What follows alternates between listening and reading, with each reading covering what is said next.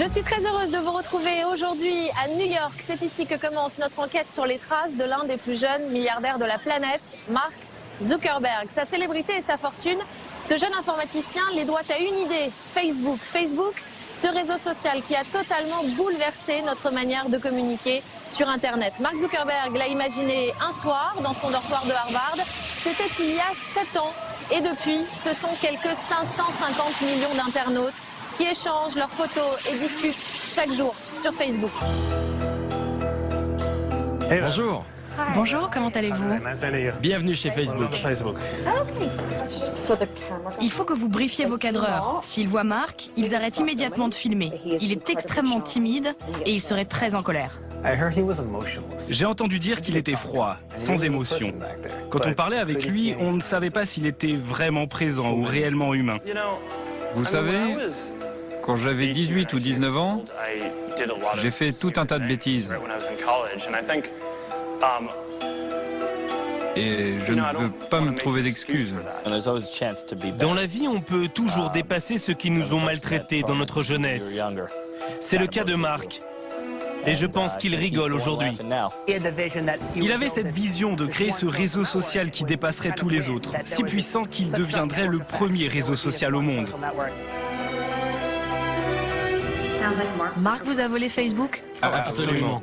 Il a pris notre site Harvard Connection et l'a juste renommé The Facebook. Qui est vraiment Mark Zuckerberg? D'où vient-il? Quel enfant était-il? Et comment a-t-il construit un tel empire? Pour connaître son vrai visage, nous avons parcouru les États-Unis d'est en ouest, dans les pas du jeune businessman. Et tout commence à quelques kilomètres d'ici, dans la banlieue de New York, direction Dobbs Ferry.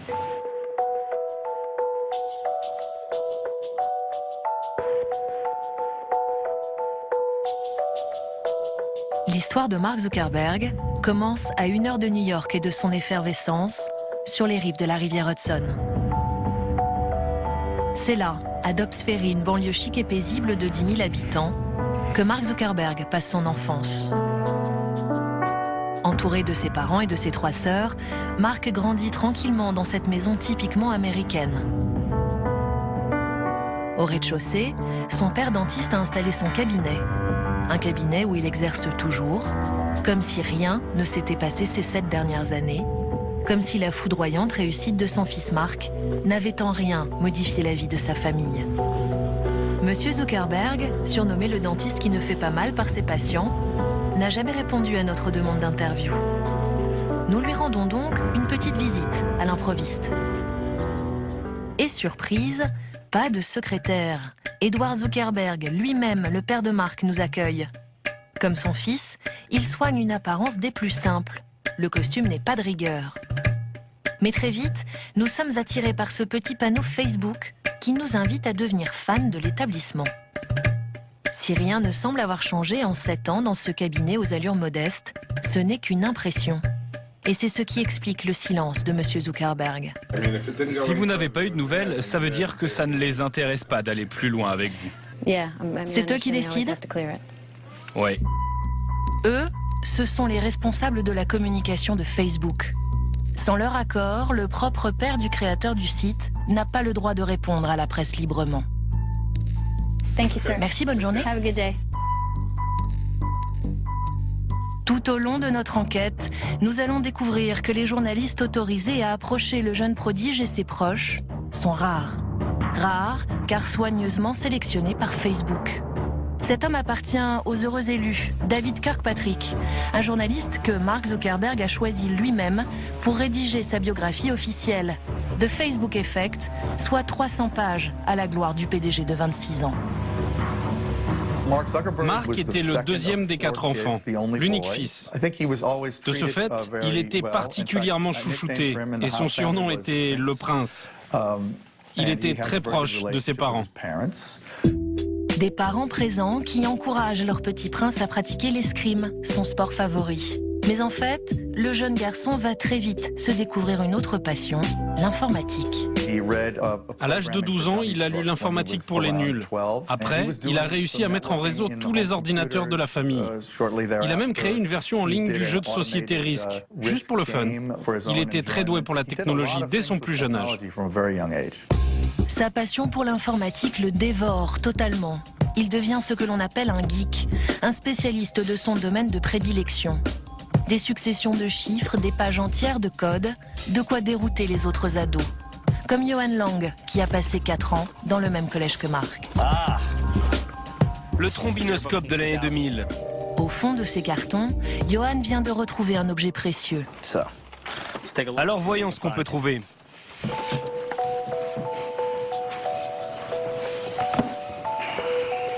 Sur cet album photo, voici Mark, souriant. Est-ce un sourire de façade? Car Mark sent bien qu'il n'est pas tout à fait comme ses camarades. Déjà, à 12 ans, le petit surdoué s'ennuie à l'école. Mark ne pense qu'à ses ordinateurs, qu'à ses programmes. Une passion qu'il exclut sans le vouloir. Pour ne rien arranger, il décide de suivre des cours d'informatique au lycée. Il choisit une spécialité avec 3 ans d'avance sur les autres élèves. Mark est terriblement seul. Je me souviens de Mark dans les couloirs avec un énorme sac à dos. En plus des livres du collège, il devait aussi transporter ceux du lycée. On se moquait de lui car il prenait le bus tous les jours pour aller suivre les cours avancés d'informatique au lycée. Comme il ne nous ressemblait pas, il n'existait même pas pour nous. Mais Mark n'attache aucune importance au regard des autres et assume parfaitement sa soif de connaissance. Il cumule concours de culture générale et club de débat sur l'histoire et la politique, une curiosité sans fin. Et très vite, malgré ses 3 ans d'avance, ses cours au lycée ne lui suffisent plus. Mark est le surdoué incarné et c'est son père qui va trouver la solution. Mark a décidé d'étudier l'informatique plus sérieusement. Son père a alors engagé un professeur particulier qui lui a donné des cours pendant 1 an. Mais ce n'était pas suffisant pour Mark. Il a donc suivi un cours plus pointu à la fac dans la ville de Dobbs Ferry, au Mercy College. Il était le plus jeune élève de la classe car c'était un cours pour adultes. Et plus le temps passe, moins Mark a de points communs avec les autres élèves trop occupés à sortir ou faire du sport. Voilà, c'est moi encore. Pour exister dans les écoles américaines, il faut être populaire. Basketteur et footballeur, Johan détenait les clés du succès. La hiérarchie sociale de notre lycée était la même que dans toutes les écoles de banlieue. Il y avait les athlètes d'abord, les pom-pom girls et les jolies filles. Venaient ensuite les élèves considérés comme cool et branchés. Puis les autres, ceux qui ont probablement réussi dans leur vie aujourd'hui, mais qui ne représentaient rien à l'époque. Les intellos, les geeks, tous ceux qui n'étaient pas populaires. Le lycée américain est un lieu qui peut détruire toute personne qui n'y trouve pas sa place suffisamment tôt. Désormais trentenaire et professeur d'anglais, Johan porte un autre regard sur leur passé. Mark Zuckerberg a-t-il souffert du comportement de ses camarades au lycée? Aujourd'hui, tandis que nous retournons dans le lycée de leur enfance, Johan nous fait un aveu inattendu. À votre avis, pourquoi Mark a-t-il choisi de changer de lycée? J'espère que ce n'était pas à cause du bizutage. Je sais que beaucoup de premières années ont été bizutées par des élèves de terminale, et je suis quasiment certain qu'il en faisait partie. Comment les aînés se moquaient-ils des plus jeunes? Il y avait une tradition qui, je l'espère, n'existe plus, qui s'appelait le vendredi des premières années. Tous les vendredis, les élèves de terminale torturaient les plus jeunes autant qu'ils pouvaient. Ils leur jetaient de la crème chantilly dessus, ils les poussaient, ils allaient même jusqu'à les enfermer dans leur casier. Des trucs de lycée, quoi. Et qu'est-ce qu'un pink belly? Faire un pink belly, c'est soulever le t-shirt de quelqu'un pour le frapper sur le ventre jusqu'à ce qu'il devienne rouge. C'est plutôt humiliant, non? Oui. Pensez-vous que ce genre de traitement aurait pu motiver Mark à réussir dans la vie, pour prendre sa revanche? Tout à fait. Quand vous pouvez devenir meilleur que celui qui vous a maltraité pendant votre jeunesse, ça doit vous motiver. Et je pense que c'est Mark qui rigole maintenant. Si j'étais lui, ce serait le cas. C'est une victoire pour lui. C'est bien plus qu'une victoire. Je pense qu'il savait ce qu'il faisait dès le début. Il avait la bonne idée, lui. Pendant que nous pensions qu'à faire la fête et à nous amuser, Mark, lui, commençait son grand projet. Je pense que ce lycée ne lui manque pas beaucoup. Comme beaucoup d'autres élèves, Mark Zuckerberg aurait été victime de bizutage à répétition. Des bizutages qui l'ont vraisemblablement poussé à changer d'école et à partir loin, très loin, de ses mauvais souvenirs. Pour poursuivre ses études, Mark a choisi la lointaine et prestigieuse Phillips Exeter Academy. C'est l'un des meilleurs lycées des États-Unis, mais il se trouve près de Boston, soit à plus de 4 heures de chez lui. À seulement 16 ans, Mark Zuckerberg décide donc de quitter sa famille pour accéder à l'excellence. Et c'est dans cette école, entouré de l'élite, qu'un an plus tard, il va avoir sa première idée de génie. Quand Mark était en terminale, il a créé avec l'un de ses amis un programme qui s'appelait Synapse. C'était un logiciel qui vous proposait des morceaux de musique en fonction de vos goûts musicaux, et les gens ont adoré. Pour Mark, qui n'a que 17 ans, tout cela n'est qu'un jeu. Comme en témoigne son blog où il se décrit avec des involtures comme développeur, chef de projet, fan de filles asiatiques ou encore dieu de la programmation et geek. Mark est très loin d'imaginer que son logiciel est en train de connaître un véritable succès. En quelques jours, des milliers d'internautes utilisent son programme. Sur la toile, tout le monde veut savoir qui se cache derrière cette idée géniale, y compris les leaders mondiaux d'Internet. Plusieurs compagnies comme Microsoft et AOL ont proposé jusqu'à $1 million pour acheter son programme. Mark était extrêmement doué en informatique, mais aussi très bon pour sentir les prochaines tendances. Synapse était très innovant, et s'il a refusé de le vendre, cela prouve qu'il n'était pas motivé par l'argent. Mark Zuckerberg aurait donc pu devenir millionnaire à 17 ans. Seulement voilà, il a préféré continuer à apprendre les mathématiques, l'informatique, se perfectionner, comme s'il savait qu'un jour, il allait frapper plus fort. Et pour atteindre cet objectif, Mark n'a qu'une seule idée en tête, entrer à Harvard, la plus grande université américaine. Et il aura été très bien inspiré, car c'est là que son destin va basculer. 2500 professeurs, 23 000 élèves plus brillants les uns que les autres. Bienvenue à Harvard. Harvard, la plus ancienne université des États-Unis. Ici, 8 présidents américains ont étudié, 45 prix Nobel ont été formés.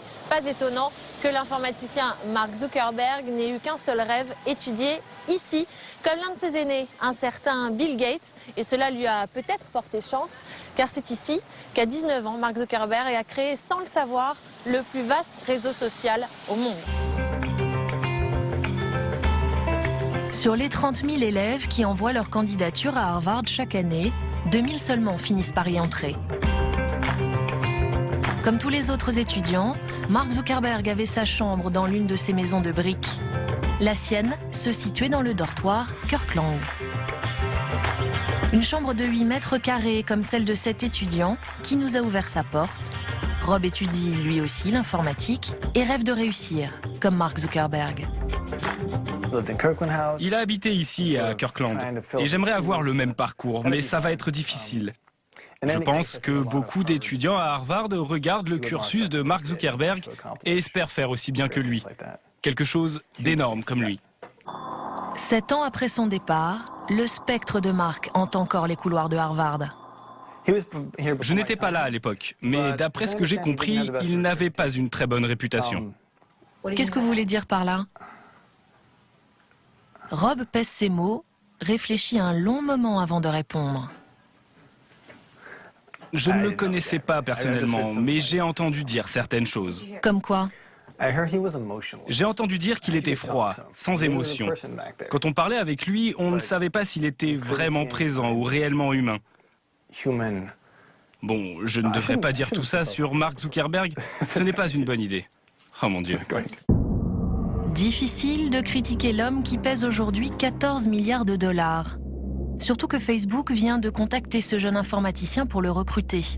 Rob a lui aussi créé une application prometteuse, mais s'il veut qu'elle connaisse un bel avenir, il devra désormais obéir à la loi du silence. Comment savoir qui était vraiment l'étudiant Zuckerberg à Harvard? Un homme a osé brosser le portrait du petit génie sans son accord, le seul. Il s'appelle Ben Mezrich. Dans sa biographie non autorisée du patron de Facebook, l'auteur décrit Mark Zuckerberg comme un élève anonyme parmi des milliers, cherchant sa place dans la vie sociale du campus. Mark était un peu à part à Harvard. C'était quelqu'un d'intéressant, mais paradoxalement très introverti. Il avait quelques amis, certains disent que son sens de l'humour était très sarcastique. Il était surtout entouré de geeks, d'autres génies de l'informatique. Il n'était pas très grand, il portait toujours des t-shirts et des claquettes de piscine. Pas vraiment une fashion victime. Il n'était pas du tout soucieux de son apparence physique. Une apparence qui n'aurait pas beaucoup aidé l'étudiant dans ses relations amoureuses. Les personnes que j'ai interviewées m'ont avoué que Mark n'était pas très doué avec les filles. À la fac, ce n'était pas vraiment un playboy. Il ne cumulait pas les conquêtes. Mais c'est à cette époque-là qu'il a rencontré sa petite amie actuelle. Donc il n'était pas un geek au sens strict du terme, celui qui ne connaît aucune fille, mais il était très loin d'être le roi sur le campus. Mark a peu d'amis, mais il va faire une rencontre déterminante. Eduardo Severin, un Brésilien très riche et visiblement très doué pour le business. Il n'a pas 20 ans, mais a déjà gagné des centaines de milliers de dollars en investissant en bourse. Alors, lorsque le boursicoteur de talent et le surdoué de l'informatique se rencontrent, c'est le coup de foudre intellectuel, ils deviennent inséparables. Mark et Eduardo avaient beaucoup de choses en commun. Ils étaient des geeks, un peu à part, qui draguaient des filles, souvent asiatiques. Ils étaient très complémentaires. Mark était un génie de l'informatique et Eduardo, très doué avec les chiffres, se considérait comme un homme d'affaires. Aux côtés de Mark à ce moment-là, Eduardo, mais aussi un certain Joe Green. Aujourd'hui installé à San Francisco, Joe est resté très proche de Mark Zuckerberg. Les deux amis se sont connus dans leur fraternité à Harvard. La fraternité, c'est un club privé réservé à ceux qui veulent développer leur futur réseau professionnel. L'un des seuls lieux dont Mark a accepté les règles, en laissant ses tongs et t-shirts au placard par exemple, ou en portant une cravate. J'ai rencontré Mark au printemps 2003. On est devenus amis, puis colocataires. Il avait 1 an de moins que moi, mais nous avons fait en sorte d'habiter ensemble. Qu'est-ce qui nous a liés? Des bêtises, des farces. Mark Zuckerberg, farceur. Voilà une facette encore méconnue du petit génie. Pourtant, c'est bien cet aspect de sa personnalité qui va le rendre célèbre, en tout cas à l'université, pour commencer. Tout est parti des trombinoscopes en ligne, des sites où l'on trouve les photos d'identité des étudiants, des photos destinées à l'administration, souvent ratées. Ancienne de Harvard, Amelia Lester est aujourd'hui journaliste pour le prestigieux magazine The New Yorker. En 2003, elle participait au journal des étudiants. Le problème avec les trombinoscopes en ligne, c'est qu'ils n'étaient accessibles qu'aux gens de son propre dortoir. Par exemple, si vous viviez dans un dortoir X et que le garçon que vous trouviez mignon était dans le dortoir Y, vous ne pouviez pas consulter sa photo. Autre problème, les photos ne nous mettaient vraiment pas en valeur. Elles étaient prises sur le vif, dès l'arrivée des étudiants sur le campus, et on ne pouvait plus en changer ensuite pendant 3 ans. Un soir de novembre 2003, pendant que les élèves sont occupés à faire la fête ou leurs devoirs, Mark, lui, est dans sa chambre, absorbé par son écran d'ordinateur. Après quelques bières partagées avec Joe Green, l'esprit désinhibé, Mark a une idée qui va changer le cours de sa vie. Voilà ce qu'il écrit à cet instant sur son blog. 21h48. Bon, j'ai un peu bu, je ne vais pas vous mentir. On est mardi et il n'est même pas 22h. Et alors? J'ai ouvert le trombinoscope de Kirkland sur le PC. Le moins qu'on puisse dire, c'est que certaines photos sont franchement ignobles. Et son idée, la voici. Rendre ces photos accessibles à tout le campus sur un même site. Et pour pimenter le tout, il veut lancer un concours de beauté un peu particulier. J'ai presque envie de mettre des photos d'animaux à côté et de demander aux gens de voter pour la plus jolie des deux. L'idée n'est pas du meilleur goût, mais le jeune informaticien est très satisfait et décide d'appeler son site FaceMash. Toujours là pour blaguer, Joe Green l'aide à mettre en page son site. Mais pour une fois, il tente de le freiner dans son élan. Ma contribution pour FaceMash a été plutôt mince. Je l'aidais à imaginer la mise en page, mais je l'ai surtout dissuadé de comparer les élèves avec des bêtes. Mark, lui, veut que son projet n'épargne personne. Il a donc besoin de récupérer les photos de tous les étudiants de Harvard, et le seul moyen pour y parvenir, c'est de pirater le serveur du campus. Minuit 58, que le piratage commence. Premier sur la liste, Kirkland. C'est un jeu d'enfant. Et c'est l'hécatombe. Les systèmes informatiques de chaque dortoir tombent les uns après les autres. Mark les pirate minutieusement et avec délectation. Un travail titanesque qui va durer 8 heures. Le 2 novembre 2003, FaceMash est né. Amelia Lester en est alertée immédiatement dans sa chambre. Ma colocataire m'a envoyé un email.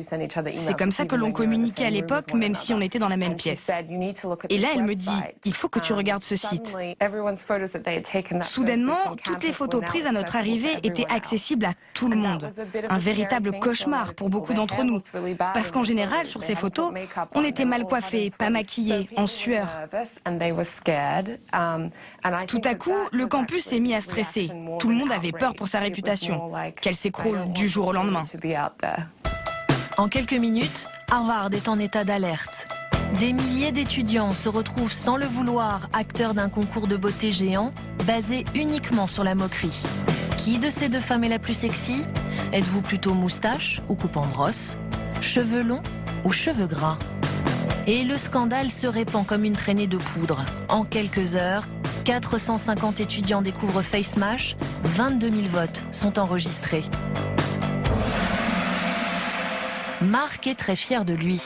Son idée a conquis le campus tout entier. Et plus qu'un succès, son piratage est un véritable raz-de-marée. Et ce qui n'était qu'une blague va prendre une toute autre tournure. Mark n'avait pas prévu un tel engouement pour son site. Résultat, sa surfréquentation fait sauter tous les serveurs d'Harvard. Immédiatement, la direction de l'université réagit. Mark le pirate est convoqué devant le conseil de discipline. Il risque l'expulsion. En une nuit, le bon élève se retrouve au banc des cancres et ne comprend pas pourquoi. Au départ, Mark ne voyait pas ce qu'il avait fait de mal. Il pensait qu'il leur avait rendu service en leur montrant les failles de leur système.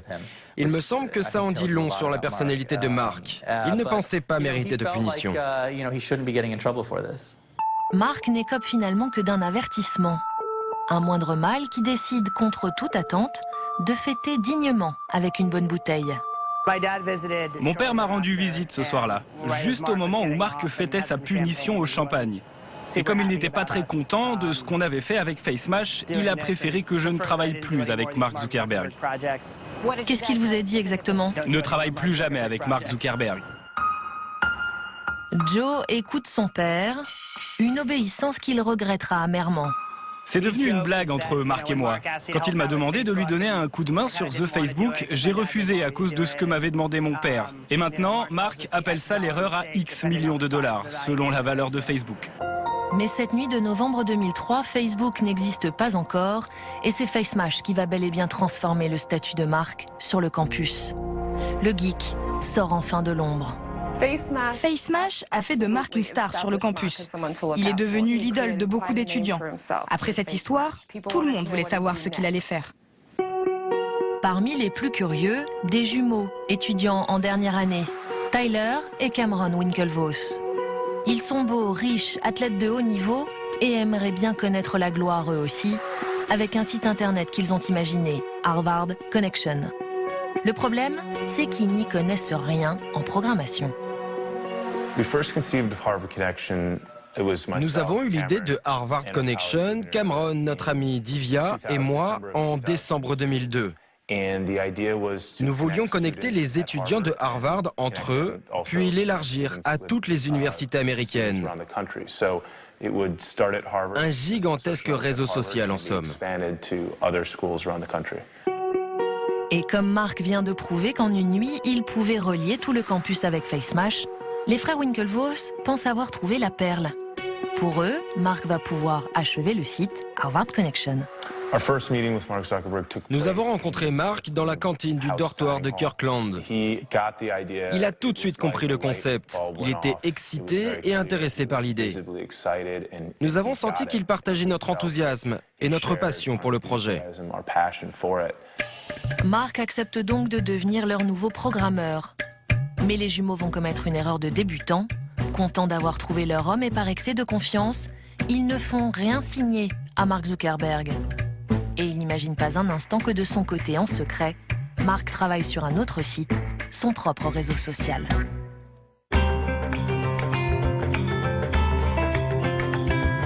À Harvard, Mark ne reste que 2 ans. C'est peu, mais suffisant pour y laisser son empreinte. Il y étudie 2 matières, la psychologie et bien sûr l'informatique, qui lui est enseignée par Harry Lewis, son professeur préféré. Un homme qui, 30 ans plus tôt, a vu passer dans sa classe un autre génie, Bill Gates, le patron de Microsoft. Vous avez eu Bill Gates et Mark Zuckerberg comme élèves. Est-ce qu'ils avaient quelque chose en commun? Ils ont tous les deux quitté Harvard après avoir étudié dans ma classe. Ils ne sont jamais revenus, sauf Bill Gates qui a reçu son diplôme honorifique il y a quelques années. Et pourquoi? Parce que vous leur avez tout appris? Ils avaient tous les deux beaucoup d'ambition et voulaient créer leur propre entreprise. Ils avaient une certaine confiance en eux, une certaine désinvolture, c'est vrai, mais une très grande intelligence aussi.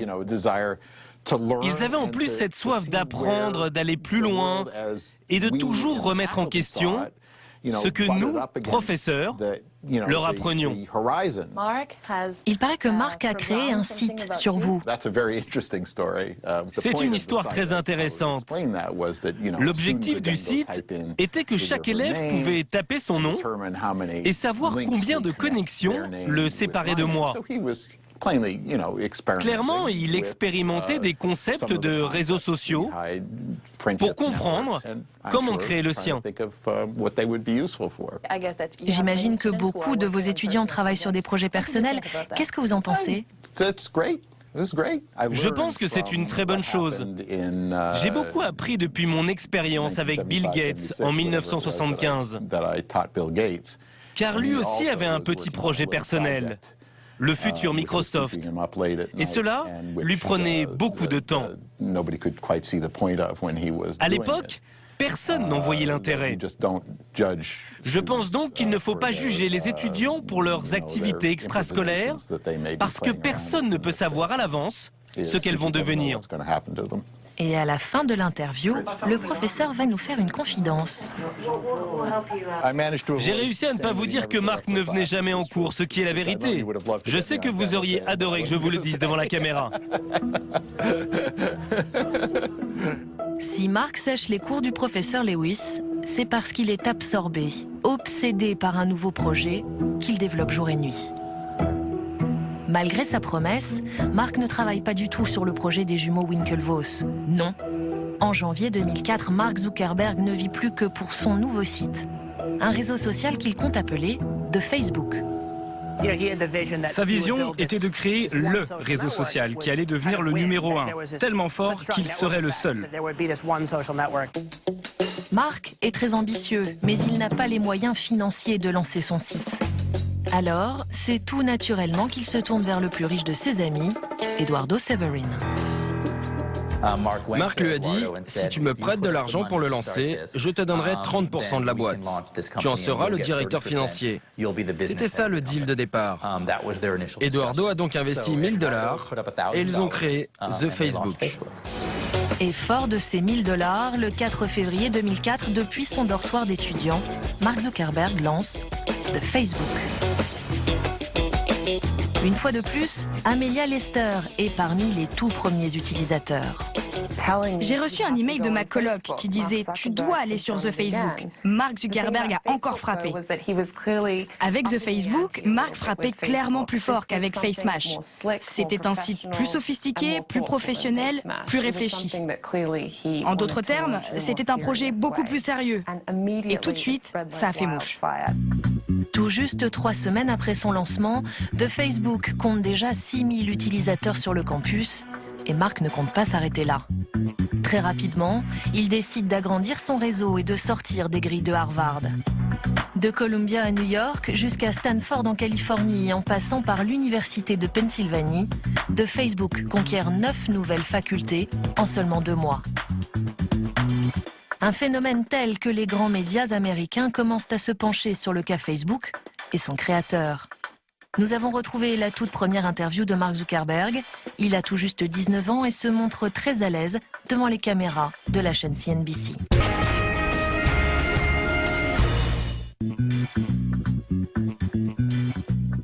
Qu'est-ce que c'est The Facebook exactement? C'est un annuaire en ligne qui permet de connecter entre eux les étudiants d'une faculté. Quand on a lancé le site, on espérait 400 ou 500 utilisateurs. Maintenant, nous avons atteint les 100 000 membres.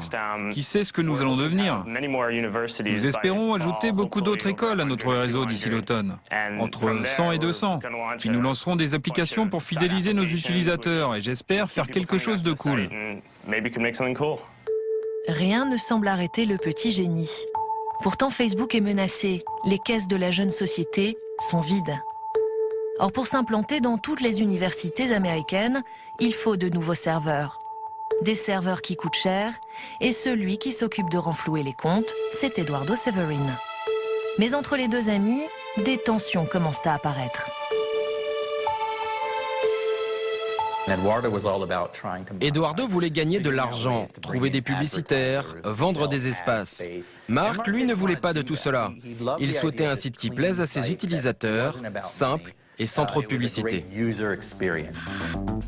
Mark ne veut pas dépendre des revenus publicitaires, mais il rêve malgré tout que son site détrône tous les autres.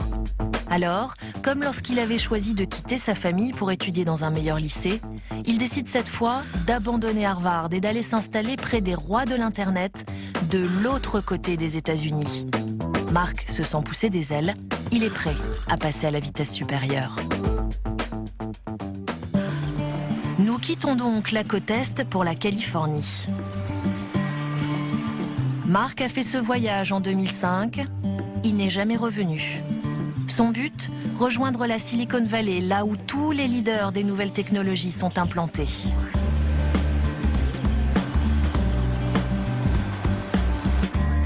Ces premiers locaux, Mark ne va pas les choisir au hasard.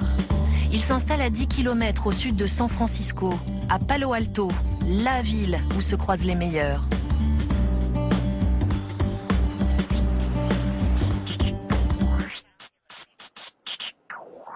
Et c'est dans cette petite maison, entourée de 2 collaborateurs, que Mark vit ses premiers jours de patron.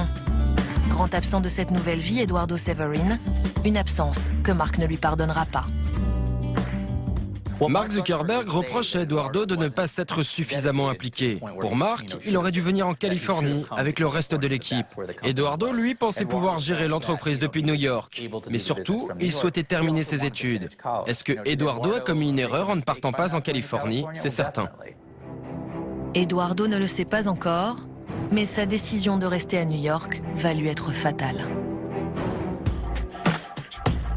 De leur côté, Mark et son équipe s'installent. Ils font de leur maison de Palo Alto leur QG, peu de meubles, beaucoup d'ordinateurs et surtout pas de règles. Ils ont même installé une tyrolienne entre la cheminée et la piscine, signe que leur enfance n'est vraiment pas loin. C'était une bande d'étudiants qui vivaient seuls et faisaient la fête, mais qui travaillaient aussi beaucoup. Ils faisaient la fête la nuit, dormaient jusqu'à 13 h, puis programmaient de 14 h jusqu'à 2 h du matin. Ensuite, ils refaisaient encore la fête, dormaient, etc., etc. Ils prenaient leur travail très au sérieux, tout en s'amusant. Après tout, ils n'avaient que 19 ans. Et c'est donc dans cette ambiance plutôt détendue que Mark passe son temps rivé à son écran d'ordinateur.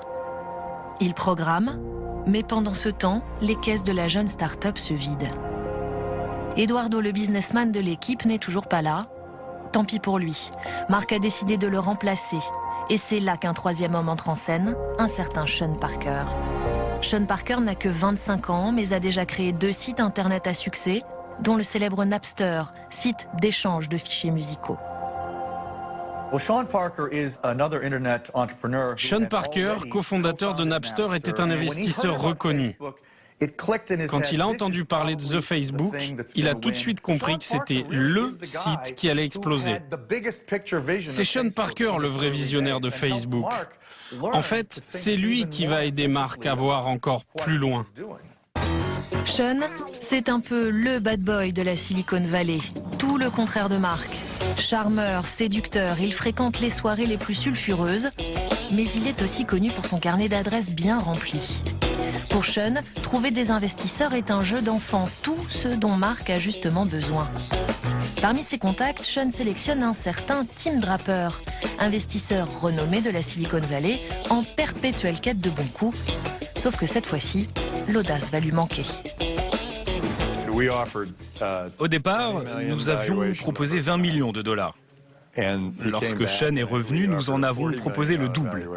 La fois suivante, nous sommes montés jusqu'à 80 millions de dollars. Et puis Sean a demandé 115 millions. Et là, j'ai dit, ben non, on ne peut pas aller aussi haut. Si vous aviez investi ces 115 millions de dollars, combien vaudraient vos actions aujourd'hui? Alors, si on avait fait le deal, ça vaudrait... Je n'aime pas du tout penser à ça. Tim Draper garde le sourire. Mais s'il avait investi 115 millions de dollars il y a 6 ans, ses parts de Facebook dépasseraient aujourd'hui le milliard de dollars. Heureusement pour Mark, d'autres investisseurs moins frileux vont parier sur son projet et faire leur fortune en même temps que la sienne. À 21 ans, Mark Zuckerberg commence donc à prendre de l'épaisseur. Grâce à ses nouveaux investisseurs, il déménage, s'agrandit et engage de nombreux salariés. Il y a plein de choses. Nous avons retrouvé ce document amateur. Mark vient d'emménager dans ses nouveaux bureaux où l'ambiance rappelle clairement celle d'un campus étudiant. Nous ne voulions pas de bureaux fermés. Nous avons acheté des tables chez Ikea. Nous pensons que ça correspond à notre état d'esprit. Depuis quelques jours, The Facebook est devenu Facebook. Le site est désormais évalué à plus de 100 millions de dollars, mais Mark ne semble pas réaliser qu'il est en train de construire un empire. En short, t-shirt et pieds nus, il répond aux questions, une bière à la main. Je pose ma bière? Non, je vais en parler. On travaille dur ici. Ouais. Je suis ici à Palo Alto, je passe du temps avec Mark Zuckerberg du site facebook.com et nous buvons de la bière parce que... Qu'est-ce qu'on fête? 3 millions d'utilisateurs. 3 millions et en combien de temps? Pas si longtemps. Un peu plus d'un an.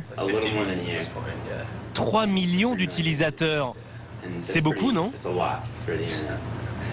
Je crois. On est content. Mark reste humble face au succès. En réalité, il n'est pas encore satisfait. 3 millions d'utilisateurs, c'est bien, mais pour lui, Facebook n'en est qu'à ses débuts. Nous avons vendu juste assez de pubs et récolté suffisamment de fonds pour agrandir l'équipe et nous faciliter la vie. Et aussi pour faire évoluer le site encore plus vite. En plus, les locaux sont chouettes. 20 salariés en tout et une moyenne d'âge qui ne dépasse pas 25 ans. L'équipe travaille dur, mais le principe est de ne surtout pas se prendre au sérieux. Ici, pas de pause café, mais une pause bière plutôt acrobatique.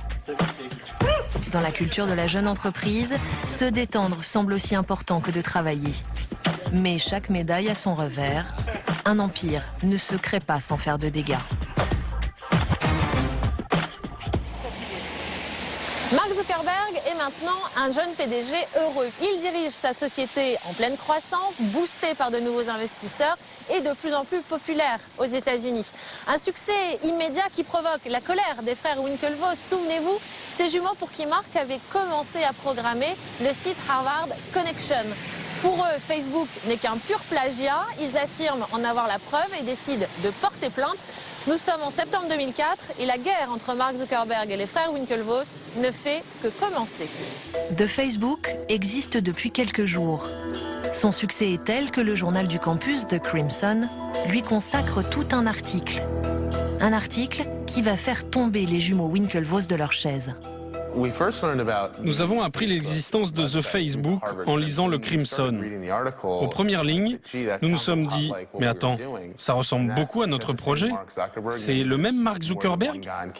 Peut-être qu'il y en a un autre sur le campus. » Mais nous n'avons pas mis longtemps à comprendre que c'était bien celui avec qui nous travaillions et que c'était notre idée. Quand nous avons lu ça dans le journal, nous étions sous le choc, sans voix. Nous ne l'avions pas vu venir. Cela fait 1 an qu'ils se sont rencontrés. Les jumeaux sont toujours convaincus que Mark est en train de programmer leur site Harvard Connection. Pendant 3 mois, ils ne se posent aucune question, confortés par plus de 52 emails échangés avec Mark. C'est un message que Mark nous a envoyé. Désolé, je dois annuler à la dernière minute pour ce soir. J'ai des devoirs pour mon cours d'informatique. En réalité, Mark fait tout pour éviter les jumeaux. Cette semaine est très chargée pour moi. Je crois que c'est mieux que l'on reporte notre rendez-vous. Je suis aussi très occupé demain. Les frères Winklevoss font totalement confiance à leur nouveau programmeur de talent. Ils ne se doutent de rien, alors qu'au même moment, Mark se consacre entièrement à la création de The Facebook. Était-ce un calcul de Mark Zuckerberg? Pourquoi ne leur a-t-il pas dit qu'il préférait abandonner leur projet? Pour les jumeaux, la réponse est évidente.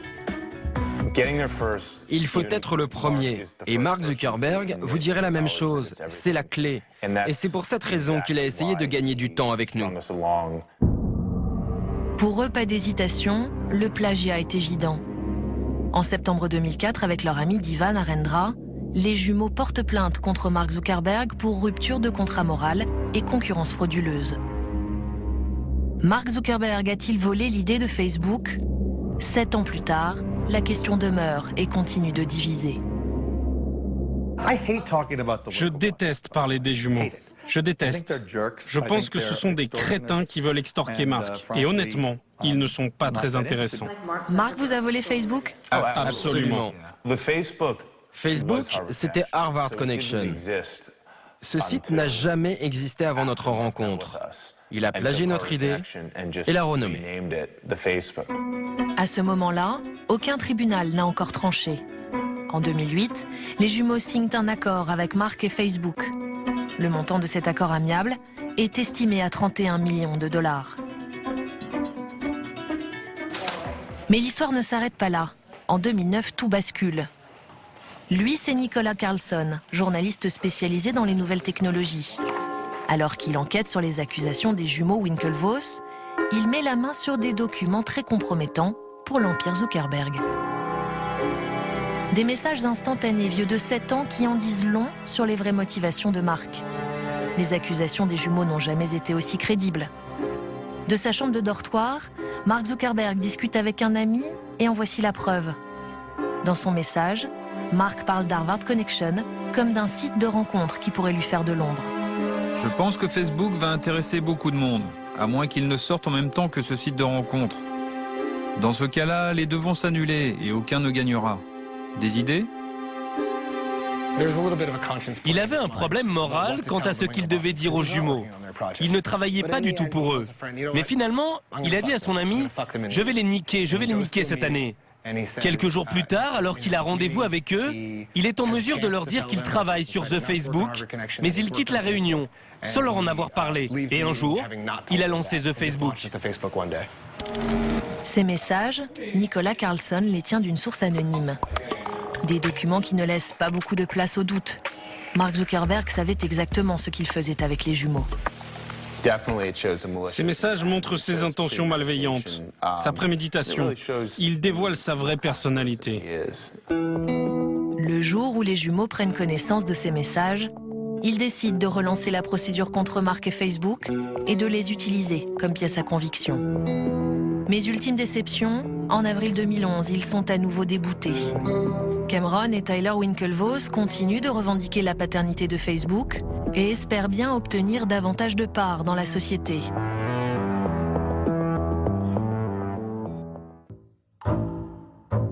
Mais dans la saga Facebook, les jumeaux ne sont pas les seuls à se sentir trahis. Car Mark traîne la réputation d'être sans foi ni loi, notamment lorsqu'il est amené à se séparer de ses collaborateurs. Son ancien ami Eduardo Severin, premier investisseur de Facebook, en a fait les frais. En 2005, un an après la création du site, Mark a fait fondre toutes les parts qu'Eduardo avait dans la société grâce à une ingénieuse augmentation de capital. Du jour au lendemain, l'ami de toujours se retrouve écarté. Mark ne s'est jamais exprimé sur le sujet, mais une fois encore, ce sont ses messages instantanés qui vont le trahir. Mark et Sean Parker rentraient d'un rendez-vous avec un investisseur potentiel. Et Sean dit « Ce type-là, il a essayé de nous avoir. » Mark dit alors « J'ai appris quelque chose de cet investisseur et je vais l'appliquer à Eduardo pour le virer en gros. » Dans un autre message, Mark est encore plus radical. On va se débarrasser de lui. Et tant pis pour le procès. Le message est clair et plutôt violent, car sans Eduardo Severin, Facebook n'aurait jamais pu voir le jour. Sans état d'âme, Mark écarte son meilleur ami. Il va même supprimer son nom de la liste des cofondateurs de Facebook. Trahi, blessé et foudrage, Eduardo décide de l'attaquer en justice. Mais ce n'est pas tout. Il veut montrer au monde entier le vrai visage de Mark Zuckerberg, et pour cela, il contacte le biographe Ben Mezrich. Nous nous sommes vus pendant 6 mois. Lorsque le pitch de mon livre est sorti sur Internet, cela a provoqué un cataclysme. Et Eduardo a pris peur. Il a compris que cette affaire allait prendre une ampleur incroyable. Et il m'a dit qu'il ne voulait plus jamais me parler. Il a coupé tout contact, plus d'emails, plus de téléphone, rien. Et je n'ai plus jamais eu de ses nouvelles depuis.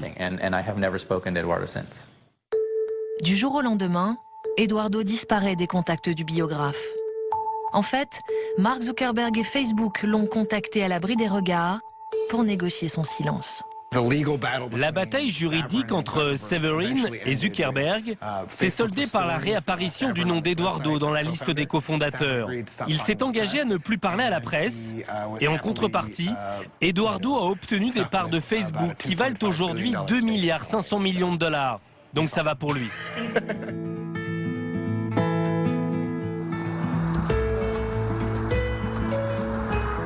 C'est ici à San Diego que nous allons retrouver Cameron et Tyler Winklevoss. Athlètes de haut niveau, ils s'entraînent en ce moment intensivement pour les JO d'aviron de 2012 à Londres. Mais ils n'en restent pas moins businessmen. Cela fait 7 ans qu'ils poursuivent Mark Zuckerberg en justice, 7 ans qu'ils continuent de s'opposer à l'un des hommes les plus puissants de la planète. Alors, dans quel état d'esprit sont-ils aujourd'hui? Qu'est-ce que l'affaire Facebook et sa médiatisation ont changé dans leur vie? C'est ce que nous sommes allés leur demander.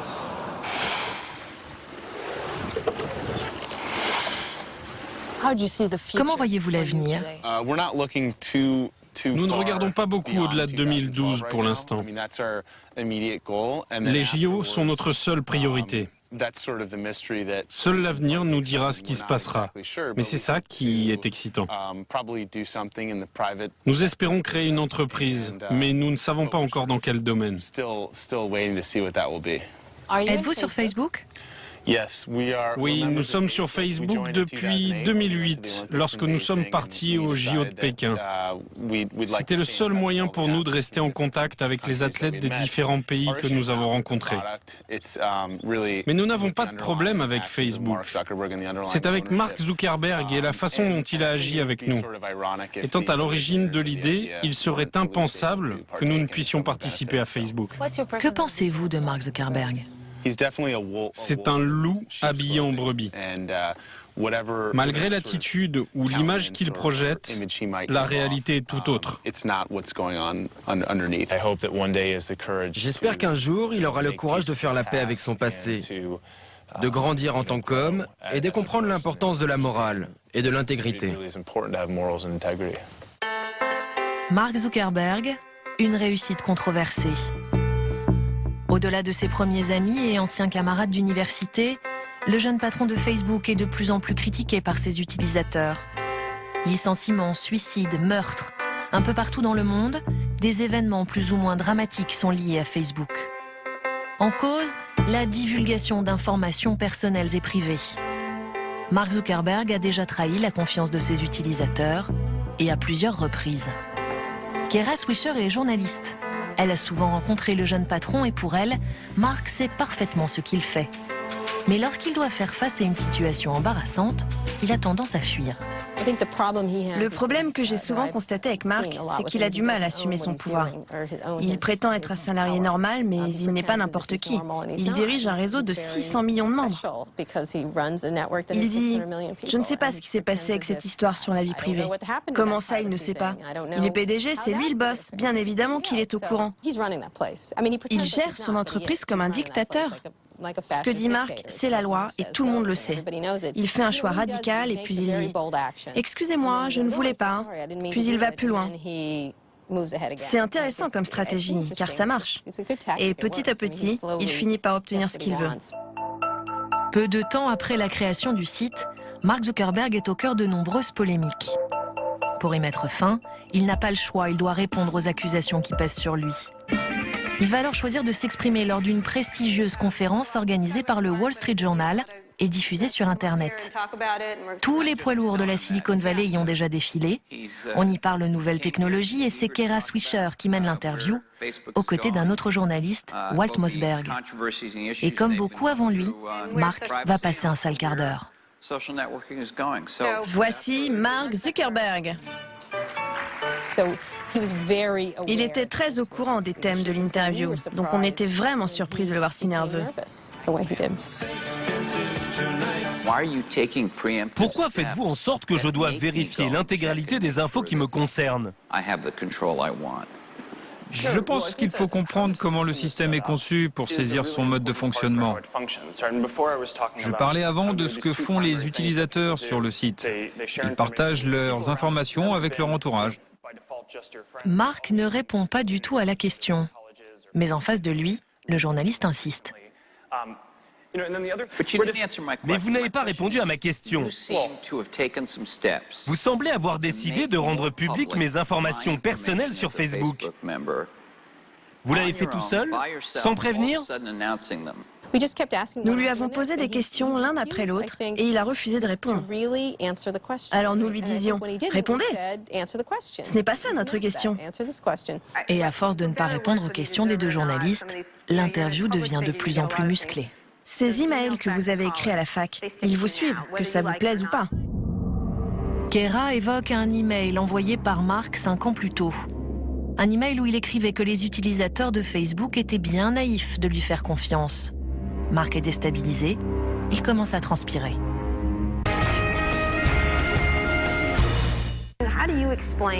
Comment expliquez-vous le scandale que ça a provoqué? Ça vous touche? Oui. J'ai fait plein de bêtises quand j'étais à la fac. Je ne me cherche pas d'excuses.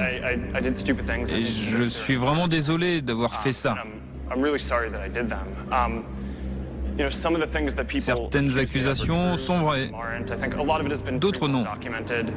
Pouvez-vous nous dire quelles accusations sont vraies? Je ne sais pas trop, c'est loin. Mark perd tous ses moyens, il ne maîtrise plus ses réponses et transpire un peu plus. Et il se met à transpirer, mais vraiment transpirer.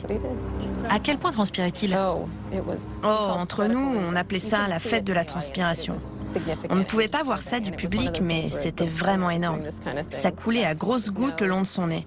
J'avais peur qu'il fasse un malaise, et il était tout pâle, il avait l'air malade. Pour moi, c'était une crise d'angoisse. Il nous a dit qu'il ne se sentait pas bien, mais en tout cas, c'était très mauvais pour lui. Pour détendre l'atmosphère, Kara interrompt l'interview et tente une petite plaisanterie. Vous voulez retirer votre sweat? Non, je ne l'enlève jamais. Je sais, mais il y a des femmes dans le public qui aimeraient bien que vous l'enleviez. Non, En s'épongeant le front, Mark prend conscience de la situation. Il cherche une issue, mais les questions repartent de plus belle. Pouvez-vous expliquer ce qu'est la personnalisation instantanée? Pourquoi vous l'avez fait et à quoi ça sert pour vos utilisateurs? peut-être que je dois l'enlever. Enlevez-le. Pour gagner du temps, Mark décide d'enlever son sweatshirt. Mais il va comprendre qu'il n'aurait jamais dû. C'est un sweat officiel. On imprime notre mission à l'intérieur. Oh mon Dieu! L'intérieur du sweat. Mais qu'est-ce que c'est? Rendre le monde plus ouvert et connecté. Oh mon Dieu, c'est un culte secret. Regardez ça. Rendre le monde plus ouvert et connecté, avec un symbole au milieu qui doit être réservé aux initiés, je pense. Un logo mystérieux qui vante les valeurs de Facebook. Kera gère la situation sur le ton de l'humour, mais cela ne suffit pas à détendre l'atmosphère. Mark Zuckerberg le sait, l'interview est une catastrophe, il ne pouvait rêver pire publicité. Ce jour-là, il prend conscience de ses difficultés à communiquer. Il comprend aussi que pour assumer parfaitement son statut de PDG de Facebook, il doit vaincre son anxiété maladive. Mark découvre l'importance de l'image et son douloureux apprentissage ne fait que commencer. Car un film sur l'histoire de Facebook est en préparation, un long métrage qui menace encore plus sa réputation. Voyou, traître, milliardaire, le message est clair. The Social Network promet de révéler au grand public la controverse autour de la création de Facebook. Comme dans cet extrait où Eduardo Severin découvre que Mark l'a écarté de sa société. Mark Zuckerberg y est présenté comme un génie sans vergogne qui n'hésite pas à écraser ses proches pour parvenir à ses fins. Quelques mois avant la sortie du film, Mark et Facebook sont très inquiets. C'était la panique chez Facebook. Au départ, ils s'en sont pris au réalisateur, ce qui était parfait pour la promo du film. Car pour les gens d'Hollywood, il n'y a rien de mieux qu'une controverse pour vendre des places de cinéma. La sortie du film est imminente. Elle risque de salir davantage l'image de Mark Zuckerberg auprès du public. Mark Zuckerberg a dû apprendre à gérer son image, car il est désormais un personnage public connu dans le monde entier et plus rien ne doit être laissé au hasard. Il faut dire que sur lui, on a à peu près tout entendu. Gourou, pingre, voleur. À en croire le film The Social Network, le jeune milliardaire serait presque incapable de mener une vie sociale normale. Mais si Mark Zuckerberg a laissé courir ces rumeurs un certain temps, Facebook pèse aujourd'hui trop lourd pour laisser ces bruits courir. Il a donc fallu réagir et voici comment. Mark est terrorisé à l'idée de parler en public, mais il n'a pas le choix. Pour redorer son blason, il doit retourner sur les plateaux de télévision. Mais cette fois-ci, il veut réussir sa prestation. Alors pendant plusieurs jours, il se prépare auprès de ses conseillers en communication. Et pour son retour sur les plateaux, il ne choisit pas n'importe quelle émission. Dans ce contexte particulièrement tendu, Mark s'invite dans le show le plus regardé des États-Unis, celui d'Oprah Winfrey. Le 24 septembre 2010, Mark Zuckerberg est de retour devant les caméras avec une annonce choc. J'ai promis de créer une fondation pour aider à financer l'éducation publique. Mon premier don sera de 100 millions de dollars. 100 millions de dollars! Oh là là! Sous les applaudissements du public et devant des dizaines de millions de téléspectateurs, Mark Zuckerberg vient d'annoncer son premier geste en tant que philanthrope, un message qui séduit toute l'Amérique. Mark a promis ce don de 100 millions de dollars aux écoles de Newark la même semaine que la sortie du film. Oprah dit gentiment, Mark voulait annoncer ça plus tard, mais c'est moi qui ai insisté pour que l'annonce soit faite aujourd'hui. Facebook a toujours nié qu'il y avait un lien avec le film, mais la coïncidence est assez marquante. Car ils savent bien que quand Oprah Winfrey vante un livre dans son émission, il devient un best-seller du jour au lendemain. Donc si Oprah invite Mark Zuckerberg et dit qu'il est quelqu'un de bien, tout le monde la croit.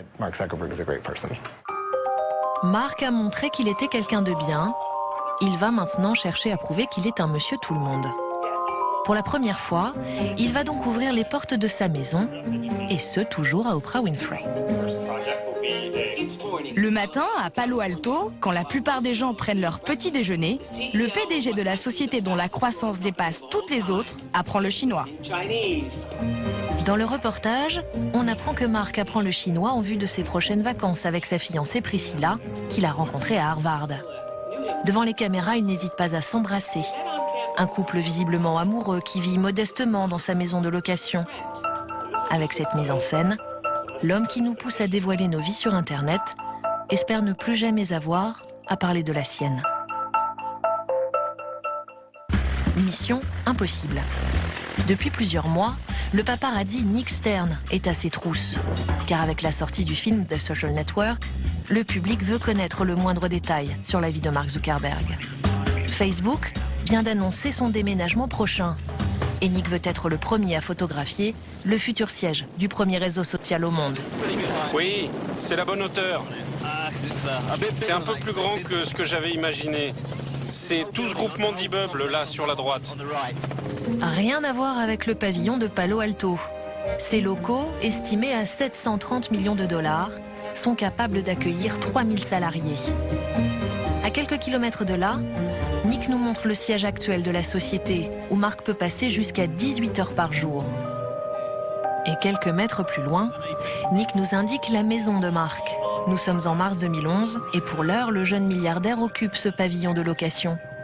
Une simplicité qui agace notre paparazzi.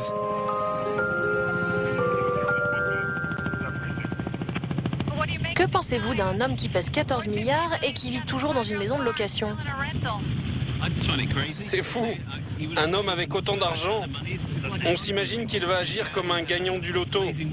Partir pour un week-end de folie, acheter une Ferrari, une maison incroyable, un bateau. Et pourquoi pas se droguer?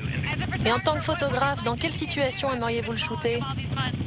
Ah, le voir dépenser son argent, faire des folies, ça rendrait au moins sa vie plus piquante. Changer de fringues, de voiture, de maison, c'est ce genre d'informations dont raffole le public.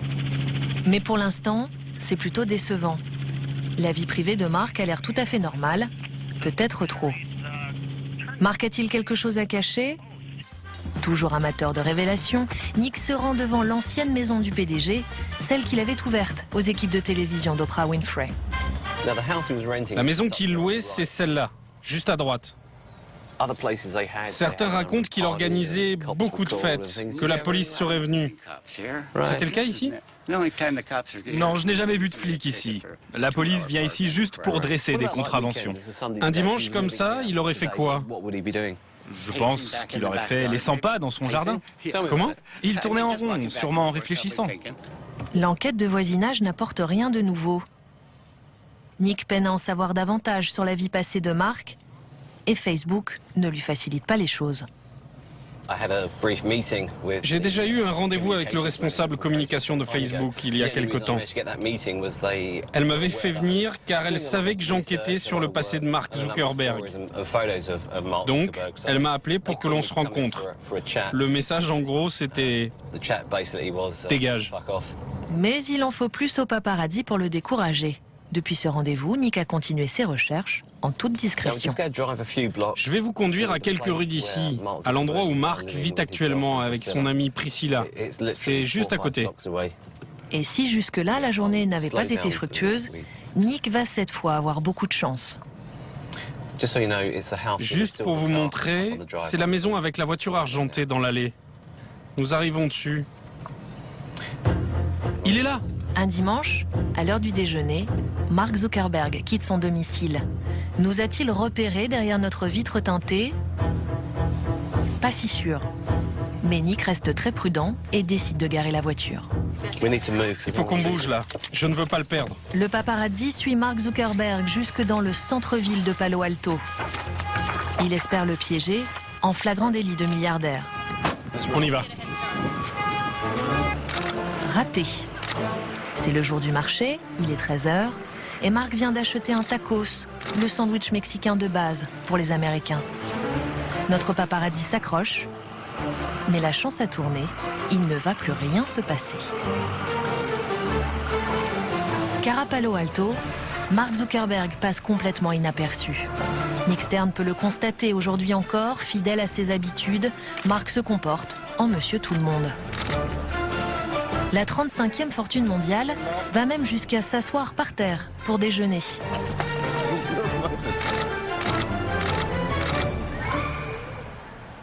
Le sujet de notre enquête est à 100 mètres de nous. Nous aimerions l'aborder, mais demain, nous avons rendez-vous au siège de Facebook. Un seul coup de fil de Mark et tout peut être annulé. Nous décidons de le laisser partir.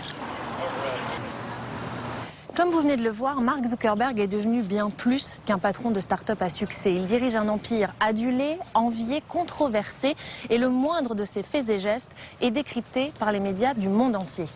Mark Zuckerberg vit ici à Palo Alto, près de San Francisco. C'est aussi ici qu'il travaille. Juste derrière moi, le siège de Facebook. Un véritable bunker qui, chose exceptionnelle, a accepté de nous ouvrir ses portes. Alors, qui travaille ici, à quoi ressemble l'univers Facebook, comment 600 millions d'internautes sont reliés sur un seul et même site. C'est ce que nous allons découvrir tout de suite avec une petite visite guidée.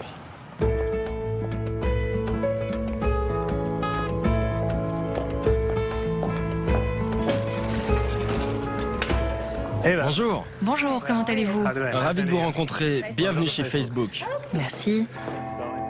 Bien évidemment, nous aurions voulu rencontrer Mark Zuckerberg. Mais le service communication nous a laissé peu d'espoir. Ce sont eux qui ont choisi nos accompagnateurs pour la journée. L'interview qu'elle est avec Chris Cox, l'un des vice-présidents, se déroule sous haute surveillance. Le service presse nous a même suggéré des questions sur l'avenir d'Internet, par exemple, mais nous abordons un autre thème. J'imagine que vous avez vu le film, The Social Network. Oui, je l'ai vu. Le film est une pure fiction, vous savez. Il y a une ou deux choses de vraies, par exemple les t-shirts de Mark. Pourquoi Mark ne voulait-il pas participer à la préparation du film? Il a déjà passé beaucoup de temps avec David Kirkpatrick, qui a écrit la vraie histoire de Mark Zuckerberg. Nous préférons travailler avec des gens qui s'intéressent à la vérité. Ce n'était pas l'objectif du film. Quel était l'objectif selon vous? Je ne sais pas, vendre des tickets de cinéma. Oui, mais ce sera ma dernière... On arrête de parler du film. La directrice de la communication interrompt l'interview. Une décision sans appel. Ici, le film, The Social Network, est un sujet tabou. Avant de partir visiter les locaux, cette même directrice de la communication va nous demander d'éteindre nos caméras. Toutefois, l'une d'elles tourne encore et enregistre le petit briefing qui va suivre. Il faut briefer vos cadreurs. Si vous voyez Mark, vous êtes autorisé à le filmer s'il passe à côté de nous ou si vous le voyez de loin, dans une salle de conférence. Mais n'approchez pas avec votre caméra. Tout est en verre ici. Et si vous faites ça, ce sera un cauchemar pour moi et vous n'allez pas rester très longtemps. Désolé de faire la difficile, mais il est très timide et il se fâchera. C'est Javier Olivan, directeur marketing, qui nous guide lors de notre visite. Et nous commençons par un incontournable. Sur ce mur, chaque personne qui vient ici écrit quelque chose.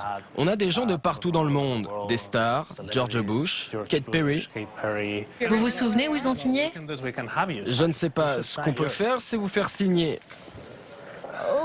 Merci. Vous devez mettre votre nom. Laissez votre signature. Et voilà, vous avez écrit votre nom pour la postérité sur le mur de Facebook. C'est dans ces locaux que des ingénieurs assurent le bon fonctionnement du site pour 600 millions d'utilisateurs. Nous pensions voir les serveurs, mais ils ne sont pas ici. Et sans le savoir, nous nous trouvons tout près d'un autre monument, le bureau de Mark. Sur cet étage, nous avons des gens qui travaillent sur... Est-ce qu'on peut s'arrêter une minute? Vous pouvez me dire combien de gens travaillent ici, à cet étage? Dans ce bâtiment, autour de 500. Nous essayons de gagner du temps, car nous venons d'apercevoir Mark Zuckerberg. C'est peut-être notre unique occasion de le filmer, mais seulement de loin. Après la mise en garde, quelques minutes plus tôt, pas question de l'approcher. La visite se poursuit par le pôle téléphonie mobile. Ici, les employés travaillent afin de rendre Facebook accessible sur tous les portables dans le monde. Voici le mur de réflexion des ingénieurs. Et puis la cantine, gratuite pour toute l'équipe. Et une jolie petite terrasse pour permettre aux salariés de travailler en extérieur. À la fin de la visite, nous insistons néanmoins pour filmer Mark de plus près. Et notre interlocutrice nous fait alors une proposition à la limite du ridicule. Je prends l'un des cadreurs, pas les deux, et on va regarder au coin. Et vous pouvez faire un plan. S'il lève la tête ou commence à bouger, nous devrons partir. Ça vous va? Au bout de 3 heures dans les locaux de Facebook, notre visite se termine ainsi. Nous filmons Mark Zuckerberg à travers la vitre de sa salle de conférence. Surprotégé, le patron est tout simplement inaccessible. Il ne nous reste qu'une solution. Nous aimerions interroger Mark, car nous avons encore beaucoup de questions à lui poser. Le lendemain matin, à 9 h, nous nous rendons devant son domicile. Quelques minutes plus tard, arrive son professeur de chinois. Et visiblement, la jeune femme nous a repérés. Et elle n'est pas la seule. Une voiture blindée surveille les allées et venues et alerte Facebook. En quelques minutes, un attaché de presse vient à notre rencontre. C'est un documentaire sur la création de Facebook et... Vous espérez un peu de temps avec lui? Même si c'est juste une seule question. Bon, d'accord. Laissez-moi au moins en parler avec Debbie. Et si on peut l'organiser, nous verrons les détails pour le filmer. On vous appellera d'ici 20 minutes. Nous ne bougeons pas. Et effectivement, le téléphone ne tarde pas à sonner. C'est Debbie, la directrice de la communication de Facebook. Hello? C'est Lorraine? Oui, bonjour Debbie. Vous savez Lorraine, je suis sidérée par votre comportement. Vous avez fait la planque devant la maison de Mark. Je pensais que vous étiez plus professionnel que ça. Sidérée. Nous avons reçu des chaînes du monde entier avec la même pression que vous. Et pas un seul média professionnel a fait la planque devant chez Mark de cette manière. En ce qui concerne notre collaboration sur votre documentaire, on ne peut plus vous faire confiance. Alors, nous ne vous aiderons pas plus. Y compris l'interview avec Matt Coller. Alors vous allez annuler mon interview de ce matin? Pas de réponse. Matt Coller est un ancien salarié de Facebook que nous devions interviewer grâce à Debbie. Mon PDG va me faire un deuxième trou du cul. Donc je suis dans la même position que vous. Le service communication de Facebook a bien sa loi et nous venons de la briser. Deuxième appel. Un responsable presse de Facebook à Londres.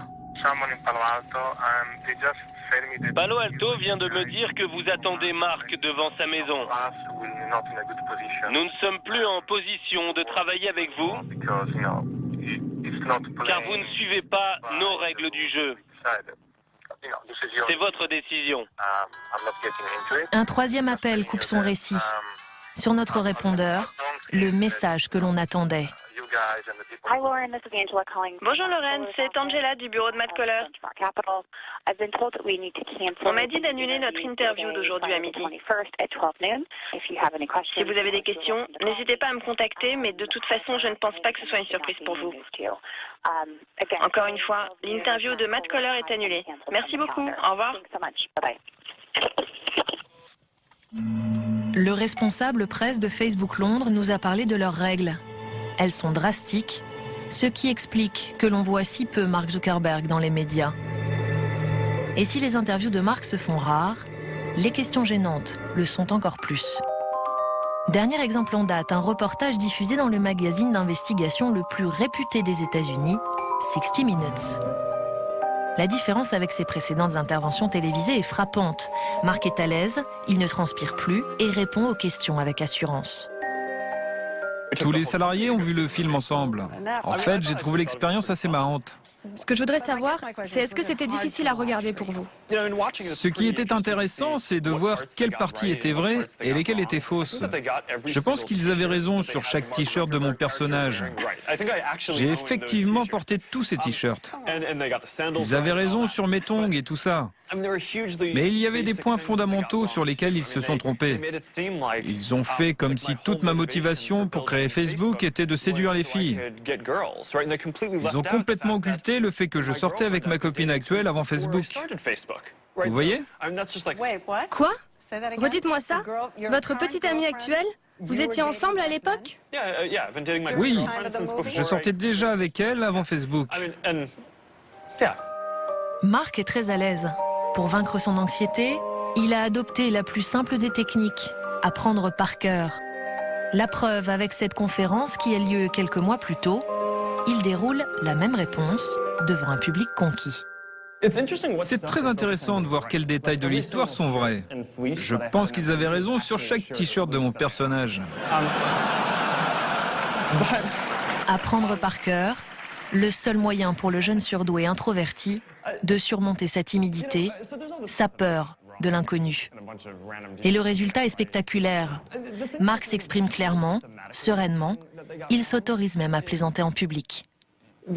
Dans le film, mon histoire commence par une rupture. Cette fille n'a jamais existé dans la vraie vie. On m'a déjà quitté, certes, même plusieurs fois. Mark n'abordera pas pour autant les sujets qui fâchent, mais il inspire la sympathie. Et grâce à son aisance, personne ne s'en offusque plus.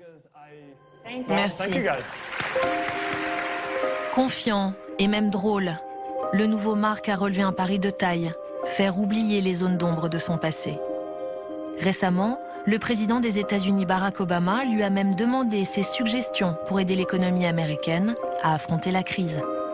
Il s'est même rendu dans ses locaux pour lancer sa campagne présidentielle. Une reconnaissance, un statut qui ont sans doute donné de nouvelles ambitions au jeune PDG. Il viendrait d'acquérir cette propriété estimée à 7 millions de dollars. Ultime consécration, le jeune milliardaire a été nommé personnalité de l'année par le magazine américain Time. À 27 ans, Mark Zuckerberg est peut-être au sommet de sa gloire. Facebook est aujourd'hui valorisé à 65 milliards de dollars.